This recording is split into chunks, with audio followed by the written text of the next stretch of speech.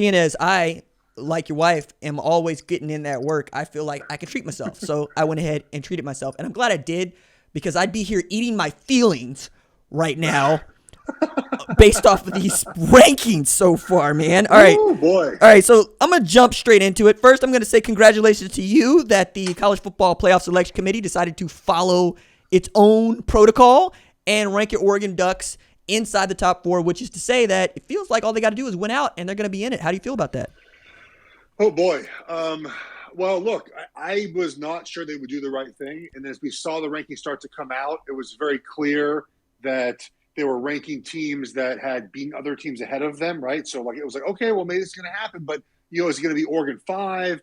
Where's Cincinnati going to be? And then, obviously, now, look, Oklahoma, we'll get to them in a second. If they win out, they have 3 pretty tough games coming out. Like, if they win out, they might be in there, right? If Ohio State wins out, we'll find out.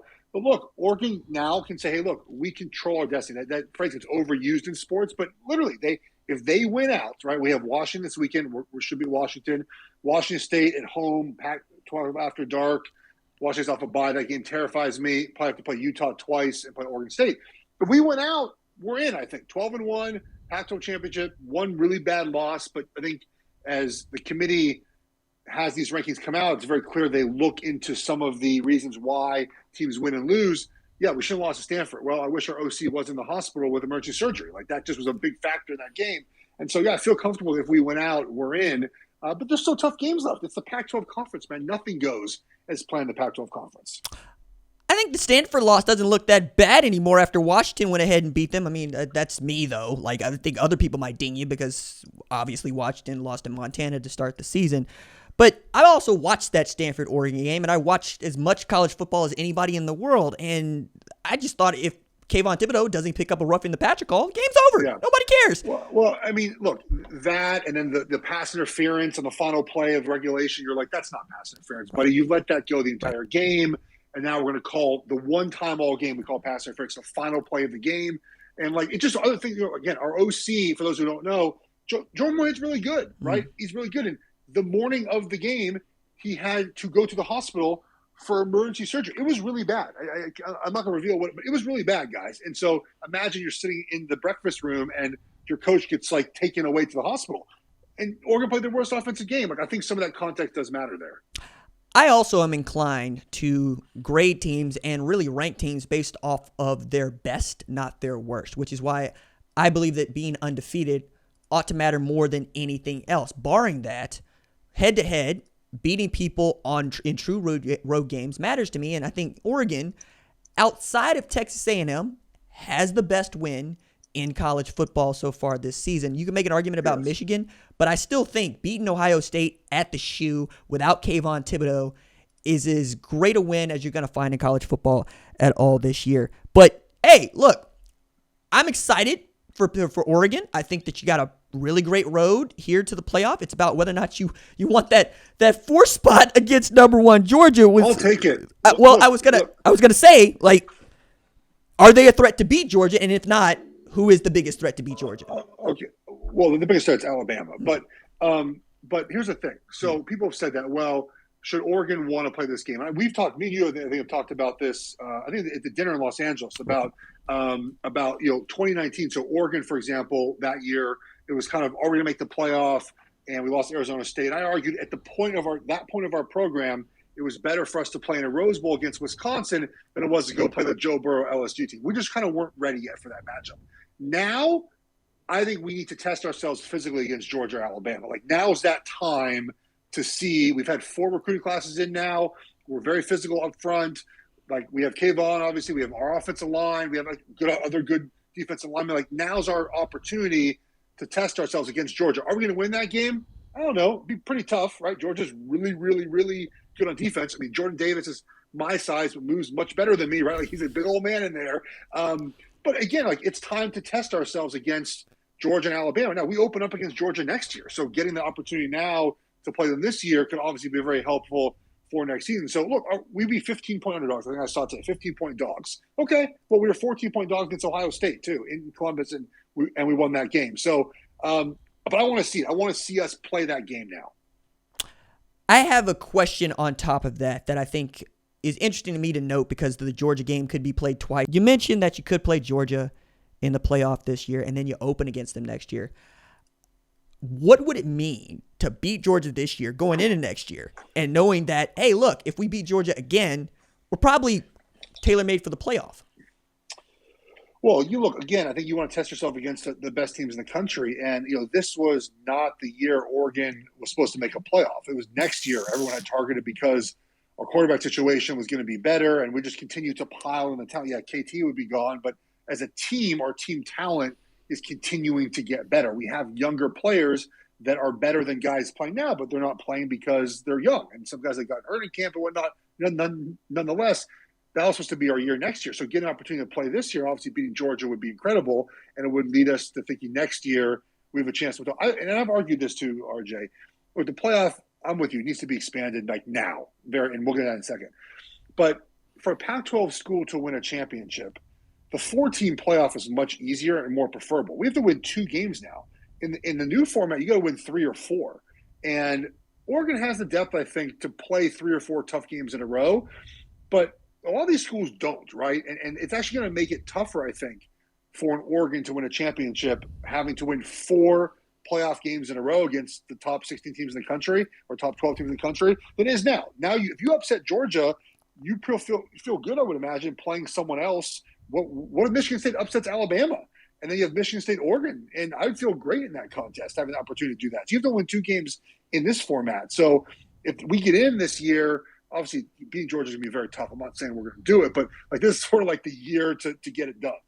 Well, I mean, that's basically what it is for all the Power 5 teams. And I think the best argument for college football playoff expansion is people are getting tired of seeing the same teams make the playoff. I'm the only person that wants a 16-team playoff, though I can point to the NFL, which everybody doesn't have a problem with, having 14 teams, and the NFC East champion usually trash, but nobody says anything because you can see Philadelphia running with Nick Foles in an MVP year for Carson Wentz and win a Super Bowl. Or they were the 1 seed that year. Well, to be fair, but yes. With Nick Foles at quarterback. I know, but last year was the year to complain about that because Washington hosted Tampa Bay in the wild card round. You would also you're also making my point in that the FCS, quiet as it's kept, plays a 24-team playoff where one team out of the Pioneer League wins, and everybody knows that Pioneer League automatic qualifier is going to get their head handed to them in the second week of the playoff, and nobody cares. But to this point about expansion, I think we're going to get to 12 teams, if for no other reason than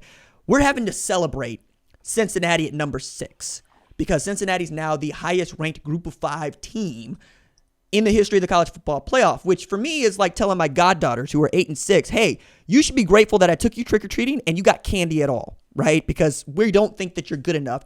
Doesn't matter that you beat a team that we rank number 10 on the road at their house. It only matters that you play in a G5 league. And I think that would be my biggest argument for the playoff. But also, we got this other thing that I'm neglecting to talk about. We'll talk about that in a second. I promise I'll lay out here and let you have your due because that was atrocious. But look, thinking about Cincinnati, look, I'm at the point now where I want them to get in. I've been kind of a proponent against like UCF getting the playoff because I feel like just that season they weren't one of the better teams. But this year, the way this year is going, where there really is not a team that's a great all-around. Like Georgia's great on defense, but offensively, if they had to play in a shootout, not what they're built to do. Right? Alabama has their warts here and there. Oklahoma has their issues. Oregon, Ohio State. There's not like really a lot of complete teams this year, and so I kind of want to see them get in. But I get what the committee's saying. Look, their conference schedule is now they're in. Great win, obviously top 10 win, but now they play Temple, UCF, Navy, Tulane, Tulsa, South Florida, SMU, who's ranked not in the playoff ranking, I don't think, right? Yeah. East Carolina. Like, that is a problem. Now, it's not their fault, right? They can only play who's on their schedule. Indiana not being good this year is not helpful for them. They went and beat Indiana. Notre Dame is good. They're top 10. That's a great win. But Oregon has a better win. So I guess kind of why they're ahead of them. But nonetheless, if they go undefeated, man, I don't know how you leave them out. They're not going to make the playoff. Jeff, they went undefeated last year. And the reason that they even get respected this year is because they played Georgia close in a Peach Bowl that was basically a home game for the Georgia Bulldogs, who everybody believes is going to win the national championship this year. Yeah. I can't look at players. I can't look at players who I asked to do one thing. I asked them to win football games. I asked them to put it all on the line to win football games. And we tell them from the time that you're in Little League, I don't care if you win by 70 or you win by 1. Winning's winning unless you play FBS college football. And that bothers me. That I can't, like, one of the things I need to bring up in this context of Cincinnati, right? Because I'm not comparing Cincinnati to Oregon. I'm comparing Cincinnati to undefeated teams, right? Yeah. UTSA is undefeated and they don't even rate. I would flip tables if I was Jeff Traylor, because it would do wonders, one, for my program to be ranked in the top 25 of the college football playoff rankings. It matters. But also, what are you telling the kids? You're telling them empirical data and scoreboards do not matter. They'll say, hey, you didn't play anybody. They can't control that. And here's another thing that really bugs me. We proved last year you can make up football games on the fly. So if anybody wants to go and challenge UTSA, I'll bet they would open the door. Otherwise, what are we doing here? It bothers me on behalf of the kids more than anybody else, because I can't look at them and say, you're wrong. I think, and this is the year when, this was a way to do this, right? Because you again, like the bottom half of this playoff rankings, okay, Iowa, Wisconsin, Minnesota, like they heavily weighed the Big Ten here, right? I mean, Mississippi State has 3 losses, an LSU loss, right, and a Memphis loss. That Memphis loss was a wonky game, but they're 17 right now, right? And it felt like this is a year when, look, you can reward UTSA for the season they have, put them in the opening rankings, and then maybe by the end of the season, if they're undefeated, but a couple other teams are just better than them, okay, then move them whatever. But here's also a part that we don't talk about, I think, enough about these rankings. So obviously humans are doing it, right? That's the eye test is part of it, but they use a lot of advanced numbers, right? Kind of the analytics, quote analytics, and a lot of them don't rate these Group of 5 programs very high. Like the ones I have right now have UTSA as the 67th best program in the country, and I don't think Iowa's terribly good. But they're not 67. And if you're trying to decide where to put these teams, and the eye test is great and all, but then you look and you're like, oh no, they're 67th. Like, how do you justify that when you're thinking about the whole process of these rankings? Because again, this is the tough part everyone has, right? Is it most deserving or is it best team? I would argue UTSA is deserving to be ranked. You're right. They have won all the games in front of them, and it's a tough sell to tell your program, hey, yeah, sorry guys, the winning that you do is not good enough. But they would be considerable underdog against all these top 25 teams right now. So that's the question, right? Most deserving or best team, and sometimes you have to walk that line of where you rank those teams based on that. Jeff, your Oregon Ducks are a worse football team than Ohio State's Buckeyes. Correct. And they were exactly. What I'm saying is, line the kids up. Yeah. And I abhor these advanced statistics because they are tilted toward recruiting rankings, right? They're tilted toward your win-loss records against other teams, which you cannot. I mean, I can't help that Kansas is a bad football team. I can only say that Oklahoma beat Kansas, for instance. I don't want a sport where we're looking at teams talking about who we think is the best when we have numbers that say 8-0. We have numbers that say 9-0. And we could keep going about this, and we probably will. Well, let's do it now, man. Like, the Oklahoma thing was the most shocking part of this because, yes, Oklahoma has looked up and down offense this year, but they've won all the games, which, to your point, is the most important thing, right? They win the games. Yes, the Kansas game was not pretty at times. The Texas game was not pretty. TCU and Tech were fine.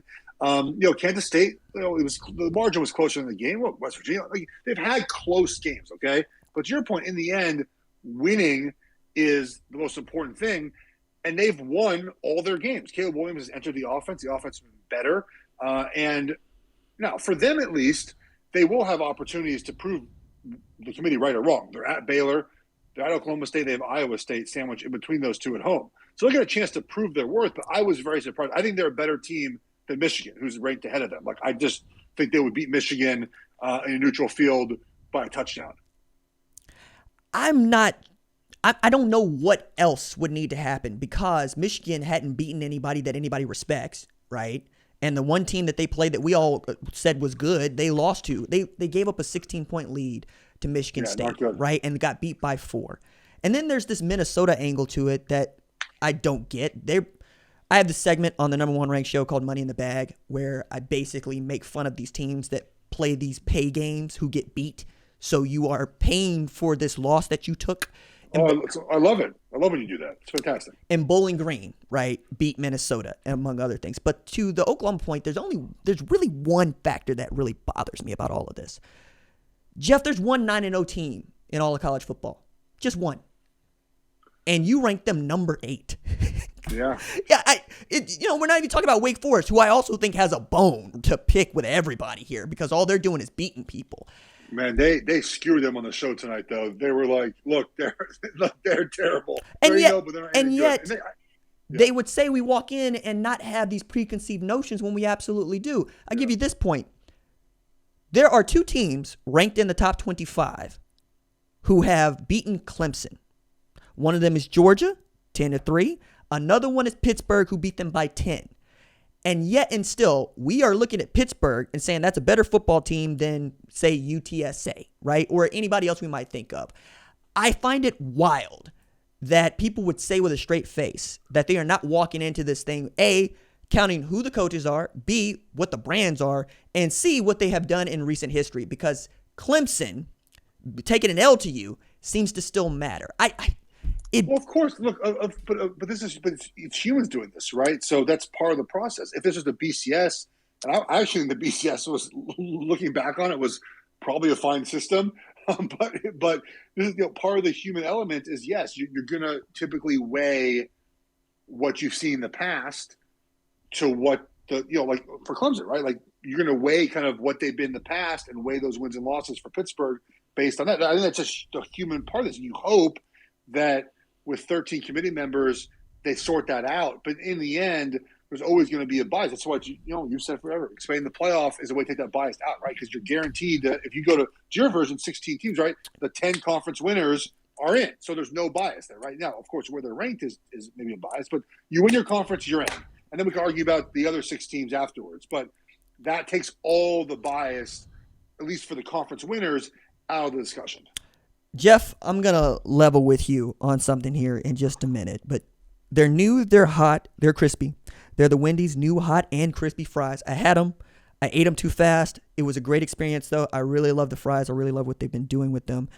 And as you know, this recap is presented by Wendy's. Jeff, the thing that I can't stand about the sport that I love, that you love, that the folks listening love, is I feel that there are people who want to assert control over this sport in ways that I do not think are healthy. And the playoff ranking is one such way. The reason that I am a proponent of the 16-team playoff as opposed to 12, right, or 8 or 6, is because everybody gets in that should get in. It is 10 automatic qualifiers because we have 10 FBS conferences, and then your committee can pick the 6 at-large teams and even seed them. I wouldn't have a problem with that. I do have a problem with you looking at me dead in the eye and telling me who you think is better than someone else when all those other people have done is win. Do you think that there are folks that have too much control over who gets into a playoff? Let's call it a P5 invitational because that's what it is. Yeah. Then don't. The committee members have power over who gets in. Of course, yeah. There's power there, and obviously there is a lean towards the more traditional winning powers that travel really well. That the ratings for Michigan State were like through the roof. I think it was like 10 million people watched that game. I think highest of the year so far. So yeah, of course they're going to cater toward those teams. Like again, I'm not as surprised that humans have made Is it fair to say you're more realistic about this than I am? I'm more optimistic about this. You're way more optimistic about it. I'm just more real. I'm just kind of more real about that's what shocked me about Oregon because they've never given love to the Pac-12 like this. Like I'm shocked by it because again, Oregon had a bad loss to Stanford. They played some closer games that were closer than they should have been. I mean, everybody should should schedule Ohio State, is what you're telling me, in the Pac-12, right? Everybody should put Ohio State on their schedule. I would say that. I mean, if we had played Ohio, we were 8-0, we'd be in the top 7. I mean, like it wouldn't it wouldn't matter. But yeah, like I am kind of a realist with this. And I've said this for a while, and it pisses people off that go to group of 5 schools and root for them. But look, when I went to Oregon in 2004, I didn't think about winning a championship. Like I thought about winning the Pac-12 conference or Pac-10 at that time, and USC was really good, so I don't even know if that was an option. And then go to the Rose Bowl. Like that was to me a successful season. I'm not sure someone going to Cincinnati as a recruit now might be different, but 2 years ago, saying to themselves, I'm going there to win a championship, right? Like I'm going there, and I just feel like everyone has this idealistic idea of who can win a championship, and really it's like 3 teams every year, and we've gone away from just saying like, okay, you went 10-2, 11-1. You had a great season. Like that's okay to be proud of a season where you had a great record and just didn't make a playoff or didn't win a playoff game. Like we've gone so far in one direction where the only acceptable way to judge a season is by playoff wins and losses. I just think that's ludicrous because the players don't feel that way. The coaches don't feel that way, but fans and media, and we're part of the media, obviously, have made it to where it's only good if you win a playoff game or make the playoff. When Cincinnati might not make the playoff, they might go 13-0. That's a heck of a season, man. Like wow. You know what I mean? Like I just think that we've gone in a direction where, like, again, it's only the playoff or bust. When I think plenty of teams have great seasons that really have no real chance to ever make a playoff. They should be really happy about their seasons. And this is where I think you and I have a schism, and I'm using that term loosely, but I know. Yeah. I didn't grow up thinking, hey, it's great to play at a Rose Bowl. I didn't grow up thinking it's great to play at a Sugar Bowl. I mean, we're not that much different in age, right? But your team though you grew up with was winning a lot more than my team. Well, but I also went to the University of Tulsa for undergrad, right? And I was fortunate enough to go there when TU was good. But there are 2 things that I would point to. One is on the off chance that I'm having a magic year, like Central Florida in 2017. I want to see how far that can go. I want you to put somebody in front of me that beat me. Until that happens, I'm going to keep saying, hey, that was our 1 year where we were greater than the sum of our parts. And number 2, and I think you know this and know my story, and I feel comfortable saying this. I'm a group of 5 team. All I asked for was a shot. And I got one. And I'm doing my doggonest not to mess it up and to see how far this goes. But I look at Cincinnati, and I see a program that has been building. And I see a program that has done everything in their power. Same thing I did with Central Florida with Scott Frost and them, and so forth, so on. Because we're always going to have this. Like I could point to Boise State a number of times over the last 2 decades has been in that position. Or Utah when they beat Alabama in 2008 to finish undefeated, but we're still a G5 school. I want to see those magic teams come through because when we see the tournament in March, our favorite part is the upset. And when we finally saw a 16 upset of 1, shout out UMBC, we all had a good time, right? And I think that we could have that in college football. That's what I'm rooting for. I'm not to say that they're not having a good season or to play in a Rose Bowl is anything but. I do believe, though, we could have a system in place where everybody has a chance, and that makes the playoff, the national championship, that much more fun and that much more inclusive, right? And that's really what this is about. It is about broadening the number of people that care. Because if you're UTSA, you're going, why do I watch college football at all as a fan? Because I'm just going to get irritated by how people treat my team, though my team has been great. Is that fair or is that unfair? Yeah, no. I mean, look, UTSA, for example, is going to be fired up about it, but they're also going to be fired up to keep winning now, right? Sure. Yes. I'm not saying they wouldn't be otherwise if they were ranked 17th, but it's like, okay, well, now we got to keep playing, right? And coaches are going to say the same thing they always say, right? We're going to be 1-0 this week, and we're not worried about it. Of course, they look at it, but again, like the reward for UTSA, for example, I don't even know what bowl game they would qualify for. But obviously the reward in your system and maybe in the new playoff system would be a playoff game. Great. But like, again, if they go 12-0, 13-0, they play, again, they would be in – if Cincinnati makes the playoff, they take the next best New Year's Six Bowl slot, I guess, for Group of 5. I don't know. But that's a heck of a season. Like, why is it a bad season? It's not. If they finish 21st in the top 25 – 12-0, let's say, and they win a bowl game, or they play in a bowl game against a great Power Five tradition. Like that to me is not a bad thing for them. And we frame it as like it's a bad thing. No, it's not, right? And let's be clear about that. It's not. But it is a representation of what we don't talk about, which is we all believe playing football is a meritocracy. That if you win, people will treat you like winners. That's what we do, right? Yes. And college football is the one place where that is not true. It's not true. It's not. And that's what I'm up against. And it might be, I mean, they're meeting this week to make me make adjustments to the playoffs. And this might be a moot conversation next year. I think that if they do that, it's going to happen pretty quickly. Like it has to happen next year, sooner than later. I don't know next year, because I don't know about the TV deals, but like soon, like ASAP needs to happen. It's just said the same thing, but yeah, it needs to happen soon. Put it like that. No, and I'm completely for that. I'm going to be interested to see what these rankings look like next week. Obviously, my Oklahoma Sooners are on a bye, but UTSA gets El Paso to see if they can't keep this thing going on. Cincinnati's going to hope that Houston keeps doing their thing and that SMU still got the one loss. I mean, there's a lot to play for here, and I expect these rankings to move and shake, but I'm going to leave you with this. There's only been one team since the playoff was first formed to run the table from number one at the initial rankings release to national champion, and that was last year, 2020 Alabama. Since then, we've seen more number two teams win the championship at the initial than not, and guess who's number two right now? Alabama. Could be just the same that it's always been.